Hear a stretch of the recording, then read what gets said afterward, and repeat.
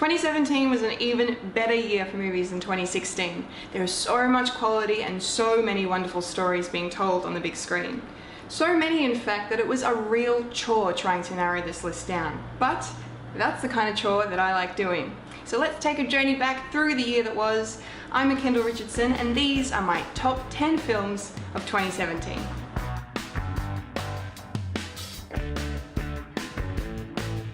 Number 10. Gifted.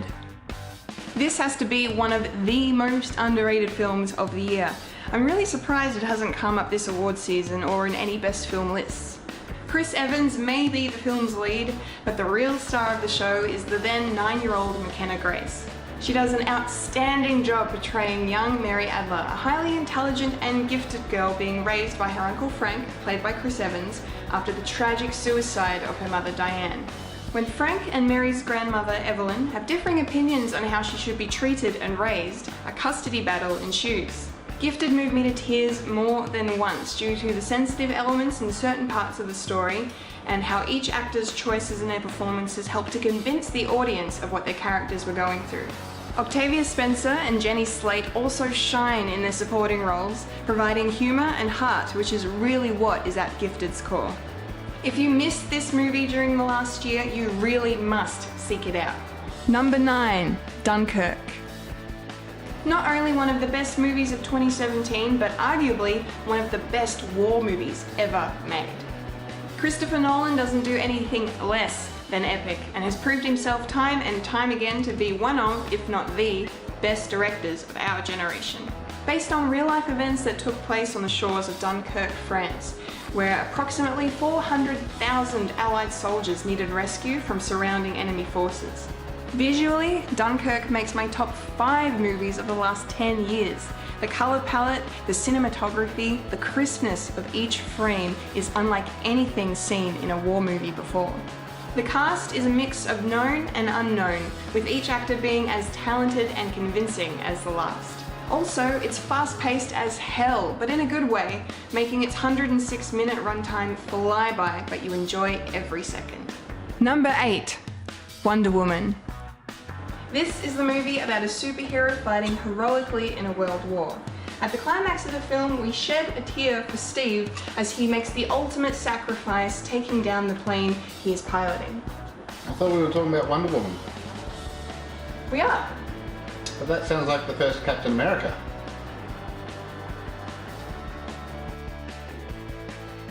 And with that out of the way, Wonder Woman has to be one of the most important superhero flicks ever made. It is female-led and female-directed, with both Gal Gadot and Patty Jenkins respectively being shining examples of wonderful women that young girls everywhere can look up to. It's about time. Also, the DCEU finally has a good movie. It's about time! Wonder Woman is such an enjoyable film, filled with spectacular action, genuine and unforced humour, and a romance between the two leads that feels earned. Number 7. Star Wars Episode 8: The Last Jedi.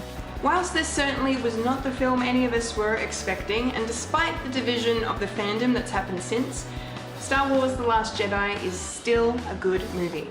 It is filled with plenty of things that make Star Wars Star Wars. An epic conflict in space shot with gorgeous visual effects, filled with such heart and moving emotional moments. And incredible lightsaber duels with Jedi being the heroes of this thrilling sci-fi fantasy tale. We finally got to see what Mark Hamill could bring to the table as Luke Skywalker over 30 years later, and it was simply perfect.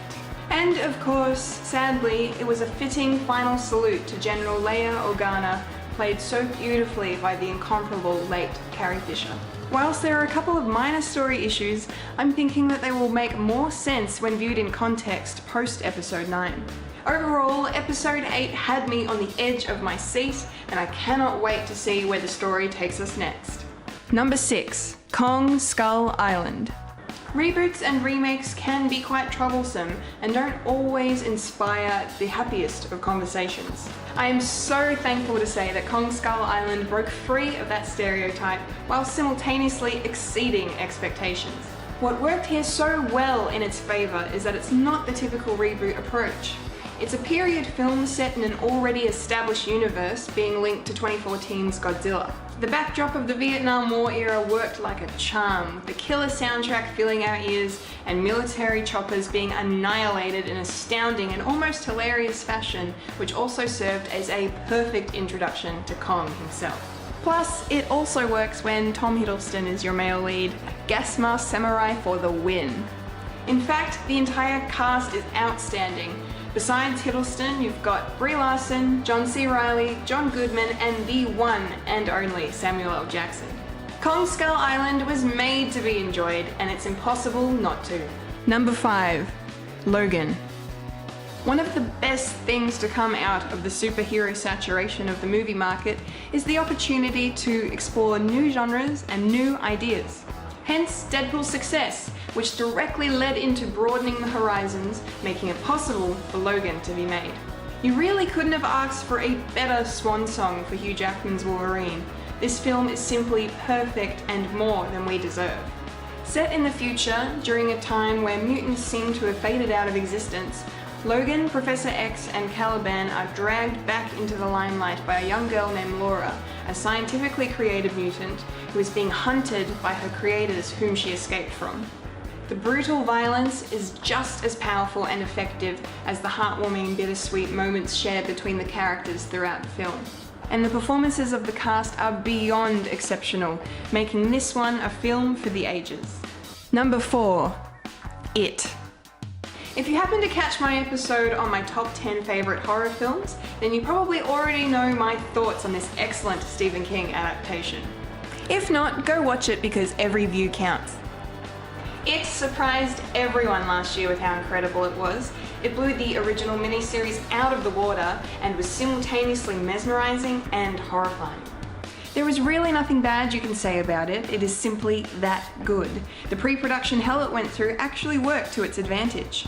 The cinematography and effects combine beautifully to transport us back to the late 1980s and into the minds of the kids of the Losers Club being relentlessly tormented with their worst fears by Pennywise the Dancing Clown.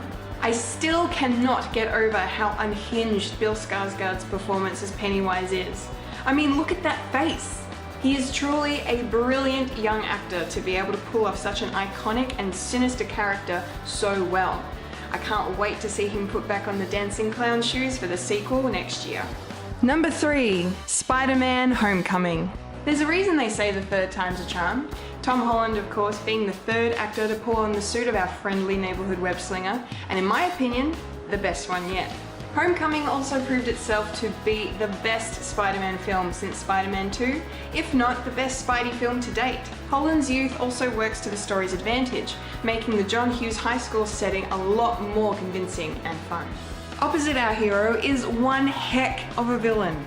Michael Keaton returns to the superhero genre as the Vulture, a blue-collar family man who decides to turn a bad situation into a good opportunity.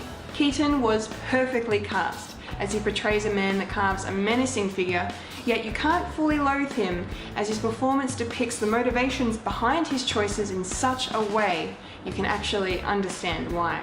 Also, Robert Downey Jr. is excellent as ever as Tony Stark, continuing his mentoring of Peter Parker that we saw begin in Captain America: Civil War. Another fun and action-packed standalone Marvel film. Number 2. Guardians of the Galaxy Volume 2. The freaking Guardians of the Galaxy returned to the big screen this past year in a sequel that had much hype and anticipation surrounding it. Would writer-director James Gunn be able to recapture that lightning in a bottle that made the first film such a hit? The answer is yes, and even though this film is not as good as Volume 1, it is still a worthy follow-up. We finally get to meet Peter Quill's father, Ego, played with sinister charm by Kurt Russell, and learn about the backstory of the man we call Star-Lord. Baby Groot, however, steals the show. I didn't know whether to laugh or cry when he appeared on screen, and sometimes I did both. It is also worth mentioning how wonderful it is that a film as fun and funny as this can bring such an emotional gut punch right at the end. The cast and crew have combined magically to bring us a group of characters and a story we are totally, fully invested in. Plus, the music is still soundtrack gold. Honourable mentions. It was a close race, but these three films missed it by that much. Atomic Blonde. This movie capitalizes on the current nostalgia phase Hollywood is experiencing, but does it well by not shoving the 80s down your throat. This story could only work if it was set in 1989 and not at any other time. Charlize Theron will take your breath away, and not just with her good looks, but with a kick-ass punch to the chest. Her MI6 agent Lorraine Broughton carries herself with a quiet intensity that is unleashed loudly as hell when the occasion calls for it. Lorraine's presence on screen is striking, as is her presence in Berlin, which immediately attracts trouble. James McAvoy's performance in this film is an interesting one, as he's never really played a character like David Percival before. He's kinda like his character Wesley from Wanted, but if he'd gone completely off the rails. John Wick director David Leitch excels in the making of Atomic Blonde, giving us a super cool female-led action film like we've never really seen before. Battle of the Sexes. I've always been a huge fan of Emma Stone and Steve Carell, so naturally Battle of the Sexes was a must-see for me. I also love films based on real-life events, especially iconic ones such as the infamous tennis match between Billie Jean King and Bobby Riggs back in 1973. Battle of the Sexes is brilliantly shot and acted, and deals with much more than just the main event match itself. We also get really good insight into the lives of both Billie Jean and Bobby, the former struggling with figuring out her sexuality on top of focusing on her career, and the latter dealing with marital issues caused by his extreme gambling and hustling problems. Because of the time the film is set, naturally it highlights and points out how ridiculous gender inequality was and is, obviously with the giant pay gap and sexism in the tennis world in 1973. As for the Battle of the Sexes match itself, even though I knew the outcome, I was still on the edge of my seat the whole time, cheering on Emma's Billie Jean King. Game, set, and match. Come on! Get Out. This film blew me away, and only by the narrowest of margins did it miss making my top 10. Written and directed by talented comedic writer/actor Jordan Peele, Get Out has to be one of the best horror/thriller films of recent memory.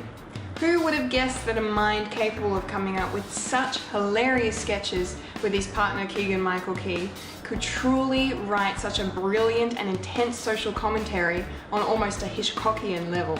Get Out, however, would not have worked as well without the incredibly talented cast behind these wonderful and twisted characters. Daniel Kaluuya shines in his award-nominated breakout performance, and actresses Catherine Keener and especially Alison Williams, who are usually known for their bright and bubbly portrayals, are so unhinged and sociopathic, your jaw will be on the floor. Get Out is a movie everyone needs to witness. And my number one film of 2017 is Thor Ragnarok. Absolutely no surprises here. I can't remember the last time I watched a movie that was this fun, exciting, and downright hilarious.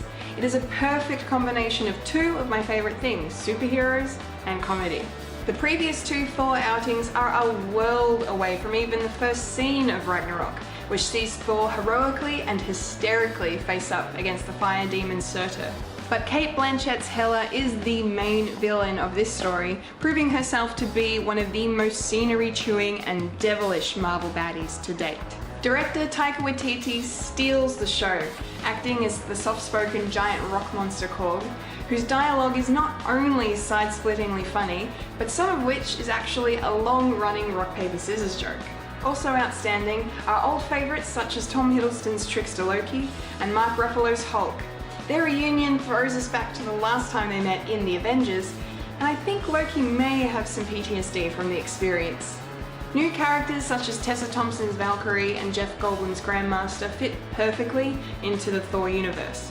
Goldblum essentially plays himself as he does so eccentrically well, and I cannot wait to see Valkyrie kick some Thanos butt in Avengers Infinity War. Special shout out to Led Zeppelin's Immigrant Song. Its use really helped to cement this film as the badass riot it truly is. And there you have it, those are my top 10 films of 2017. Did you like what I picked? Did I leave anything out? Don't forget to like this video and leave me a comment. Don't forget to subscribe to the Fred the Alien channel for more videos just like this one. You can also find me on iTunes and SoundCloud as one of the hosts of a podcast called Fred and the monthly at Winifred's.